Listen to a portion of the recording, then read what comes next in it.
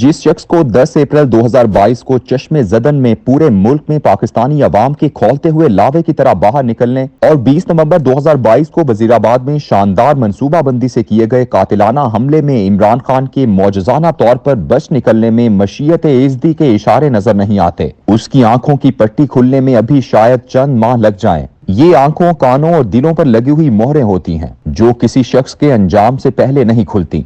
इस्लामाबाद के दरवेश नसीम अनवर बेग का आबाद आस्ताना, जिसकी एक एक ईंट कुदरतुल्लाह शहाब ने अपनी निगरानी में लगवाई थी, वहां उनके वजूद से जो फैज जारी होता था उसकी बहारें लूटने के लिए मैं कोयटा से आया करता था। 11 सितंबर 2001 के बाद मुशर्रफ दौर में भी ऐसे ही घटाटोप अंधेरा छाया हुआ था। वो जो कभी हंसते मुस्कुराते गलियों में घूमा करते थे, जिनके वजूद से मस्जिदों की मेहराबें आबाद थीं और जिनकी आखिर शब के आंसुओं में इस उम्मत मुस्लिमा का दर्द छुपा हुआ था, अचानक उठाए जा रहे थे, गायब किए जा रहे थे, अमरीका के हवाले किए जा रहे थे। जो अमरीका के खिलाफ बोलता वो पहले मुतासिब, फिर शिद्दत पसंद और आखिर में दहशतगर्द कहलाता। आम आदमी को इससे कोई दिलचस्पी नहीं थी कि क्या हो रहा है। उसे तो ये कहकर गुमराह कर दिया गया था कि हम अपनी बका और सलामती की जंग लड़ रहे हैं। इसी परेशानी में एक रोज मैं बेग साहिब की महफिल में जा निकला। मुझे परेशान देखकर उन्होंने मुशर्रफ के बारे में एक फिक्रा कहा जो आज हूबहू सच साबित हो रहा है। मैंने उस दरवेश की ये बात जब कॉलम में लिखी तो उसका तमस्खुर उड़ाने वाले बेशुमार थे।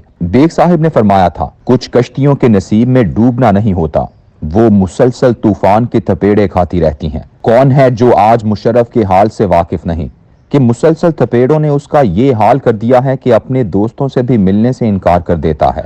मुनहसिर मरने पे हो जिसकी उम्मीद, ना उम्मीदी उसकी देखा चाहिए। कैसे हो सकता है कि जिस कौम को इस 75 साल के अरसे में पहले जिहाद कश्मीर और फिर गज़वातुल हिंद की लोरियां देकर पाला गया हो, मुद्दतों उसे इस्लाम का कला होने के ख्वाब दिखाए गए हों, उसे एकदम वाशिंगटन के कहने पर इस रास्ते से दूर कर दिया जाए। कौन था जो इस मरंज इस्लाम का कायल नहीं हो गया था। पड़ोस में मुल्ला मोहम्मद उमर के परवाने अमरीका और उसके इत्तेहादियों के खिलाफ जंग लड़ रहे थे, मगर उनके बारे में पाकिस्तान में कलमा खैर कहना नामुमकिन था। तमाम मजहबी सियासी जमातें MMA के तराजू में इक़्तिदार की कीमत पर तोली जा चुकी थी। बड़े से बड़ा सियासी आलिम दीन भी टेलीविजन पर नजरें झुकाए कहता था कि हमें तालिबान वाला इस्लाम नहीं चाहिए। यही तालिबान वाला इस्लाम 1995 से पहले मुजाहिदीन वाला इस्लाम हुआ करता था, जिसे अमरीका समेत दुनिया का हर मुल्क पसंद करता था। वो तमाम अहादीस जो खुरासान से मुतालिक हैं, उन्हें खूबसूरत अंदाज से नए मतालिब व मानी से सजाया गया था। लाइब्रेरियों की गर्द से नेमत शाह वली की पेशगोइयां निकाली गई थी। उन्हें गज़वातुल हिंद वाली 18 अहादीस और इमाम मेहदी वाली अहादीस के साथ मिलाकर पढ़ा जाने लगा। दर्स ये दिया जाता था कि हमारे लिए जिहाद सिर्फ 2 खित्तों में जायज और हलाल था, एक अफगानिस्तान और दूसरा कश्मीर।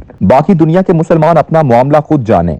बोस्निया या फलस्तीन के मुसलमानों से हमारा क्या ताल्लुक। अफगानिस्तान से आखिरी रूसी फौजी निकला तो सारी तवानाइयां कश्मीर की तरफ मबजूल हो गईं। लेकिन 11 सितंबर के बाद कश्मीर फतह करने और गज़वातुल हिंद लड़ने और इस्लाम का कला जैसे नारे भी अमरीका के कहने पर इस कौम से छीन लिए गए। परवेज मुशर्रफ ने जनवरी 2002 की तकरीर में ऐसे नारों को मुल्क दुश्मनी करार देते हुए पहले मुमलिकत खुदादाद पाकिस्तान को शिद्दत पसंद और मुतासिब करार दिया और फिर एक ही सांस में कश्मीर के लिए जिहाद करने वाली तंजीमों लश्कर तैयबा और जैश मोहम्मद पर पाबंदी लगा दी। हमीयत नाम था जिसका गई तैमूर के घर से, लेकिन वो कौम जिसे जिहाद की लोरियां देकर पाला गया था और रसूल अकरम सल्लल्लाहु अलैहि वसल्लम की अहादीस पढ़ा कर आलमी जिहादी नक्शे पर उभारा गया था, वो अचानक एक जर्नैल की बातों पर कैसे यकीन कर लेती। हमें बताया गया था कि हम बिशारतों का अमीन एक मुंतखब मुल्क हैं और पाकिस्तान की फौज एक मुंतखब फौज जिसने इस दुनिया का आखिरी बड़ा मार्का लड़ना है। हालांकि अहादीस मुबारका के मुताबिक जिस लश्कर ने गज़वा हिंद का मार्का लड़ना है वो तो बैतुल मक़दस से रवाना होगा। ऐन मुमकिन है कि उसका पहला पड़ाव पाकिस्तान की सरजमीन पर ही हो और अल्लाह यहाँ के अवाम को इस मार्के में हिस्सा लेने की फजीलत अता फरमा दे। लेकिन अहादीस के मुताबिक ये बात हतम ही नहीं है। क़याम पाकिस्तान की बुनियाद चूंकि कलिमा तैयबा पर रखी गई, इसलिए पाकिस्तान को इस मार्के का गैरिजन करार दिया जाता रहा।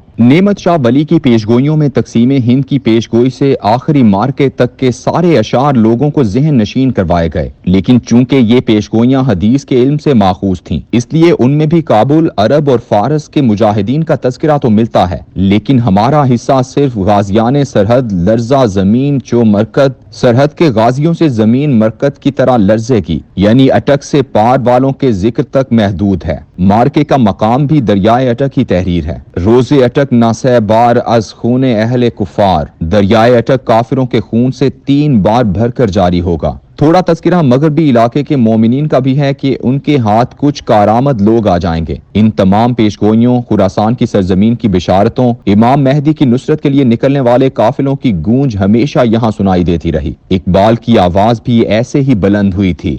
خضر وقت از خلوت دشت حجاز آیت بروں، کارواں زیں بادیے دور از دراز آیت بروں۔ سرزمین حجاز سے زمانے کا خضر مہدی ظہور کر رہا ہے اور اس دور دراز وادی سے کوئی قافلہ اس کی سمت روانہ ہو رہا ہے۔ ان کیفیات میں پاکستان جیسے نظریاتی ملک کا 1947 میں معرض وجود میں آنا اور پھر تمام تر مشکلات کے باوجود اس کا ایٹمی طاقت بننا بہت بڑی نشانیاں ہیں۔ لیکن اس ملک میں 75 سال کے دوران ایک لمحہ بھی ایسا نہیں آیا کہ جب اس ملک کے اہل اقتدار نے قیام پاکستان کے مقصد کو پورا کیا ہو۔ اس تمام سارے عرصے میں اس مملکت خداداد کا قبلہ ہمیشہ حجاز کی بجائے واشنگٹن ہی رہا۔ اگر واشنگٹن نے ہمیشہ حجاز کی طرف رخ موڑنے کی اجازت دے دی تو ہم نے بھی گردن گھما دی، لیکن اگر واشنگٹن نے کہا اب رخ واپس پھیر لو تو ہم نے منہ موڑا اور پھر پلٹ کر بھی اس کی طرف نہیں دیکھا۔ ہم اس وقت حالت سزا میں ہیں، ہم کفران نعمت کے سزاوار ہیں۔ ہمیں آزادی جیسی دولت ملی لیکن ہم شکر گزار بندے نہ بن سکے۔